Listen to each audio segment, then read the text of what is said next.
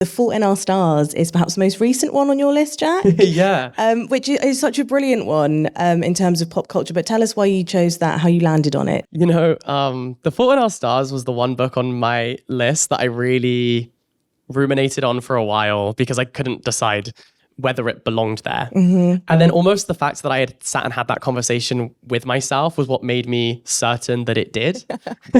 Because it is a little incongruous with the rest of them. It's much more modern, of course, but also it is, it would accommodate for a young adult audience. And I suppose it would be considered to be young adult. I think that that label for the genre is interesting in and of itself, because really what young adult means is that it is it's kind of from that age up. I don't think that there's a cap on when you should stop reading young adult fiction. I think of books like The Curious Incident of the Dog in the Nighttime, which I think everyone should read. Same with The Fault in Our Stars. You know, they do cater to a younger audience, but it doesn't mean that adults shouldn't read them too. I think that for me, The Fault in Our Stars is emblematic of the online book community.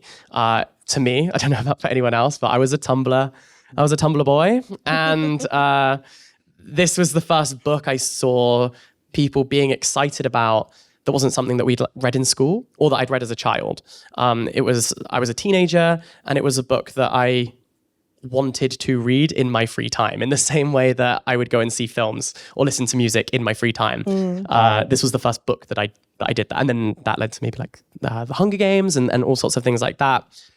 The Fault in Our Stars, I think, is proof that young adult fiction can be literary. It can be, it can have depth. It can be complex. It can be written sentimentally and in an ornate, embellished way.